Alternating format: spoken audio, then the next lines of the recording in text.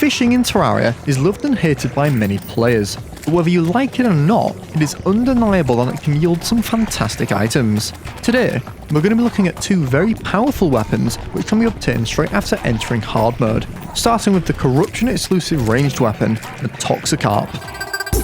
The Toxikarp can be fished up in the corruption biome at any depth, just make sure you have a sizable pool of water to fish in. As fishable weapons are quite a rare drop, I'd recommend maximising your chances by drinking fishing potions and equipping any angler items which will increase your fishing power.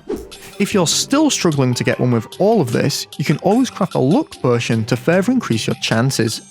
Luck potions are crafted with pearls which can be found inside oysters, which can be fished up in the Oasis biome. With this, it shouldn't take you much longer than 20 or so minutes to get one, which is brilliant considering fishing isn't exactly a dangerous task which can be done at the very start of hard mode. Moving on to Team Red, we have a Crimson exclusive melee weapon, the Bladetongue. The Bladetongue can seemingly be fished up, but this time in the Crimson biome, however only in the underground layer. Like the Toxikarp, make sure to maximise your chances with angler gear, and don't be afraid to use luck potions if you're struggling to get one. Lucky for me, I managed to fish one up super fast.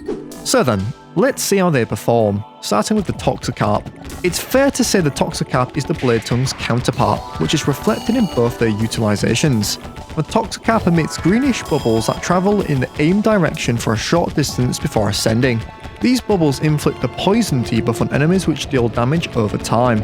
As the bubbles don't pierce, this weapon struggles on multi-enemy scenarios even with the poison damage. This weapon's DPS definitely shines when you can accurately hit single targets. This is where its counterpart comes in, the Bladetongue. The Bladetongue is a sword which, when struck with an enemy, will fire an ichor stream in an upwards arch, piercing and damaging multiple enemies.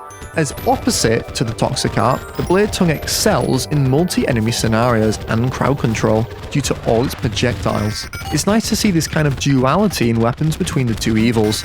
The question is, which one is better? Well, it all depends on what you intend to do. If you're looking at taking out your first hard mode boss, the Toxikarp is actually a brilliant option for Queen Slime, despite its poor range, even on master mode. I had no problem taking her out with this thing. The slow projectile speeds actually make it quite easy to force the boss to fly into the bubbles long after you've fired them, dealing a ton of DPS. On the other side of things, if you're looking at keeping enemies away from you, in invasions for example, the Bladetongue is your best friend. Although I do have a melee glove equipped, the knockback created from the blade and all the extra projectiles ensure these mummies keep far away. Also, you can see the damage combined with the decrease in armor due to the ichor debuff, which makes it pretty lethal on the damage side too. So, the Toxikarp is a great option for any early hard mode ranger who wants to obtain something without a fight. Not to mention how it literally consumes no ammo, making it cheap and reliable. And the Bladetongue, despite being quite a small sword, can really put up a fight in the right scenarios. I would imagine all them ichor projectiles could do some good damage against the Destroyer too, assuming you can tank the damage. What do you think? Do you always fish for these weapons when entering hard mode? And if so, are you Team Red or Purple? Thanks for watching. For more Terraria content like this, drop a like and subscribe, and I'll see you in the next one.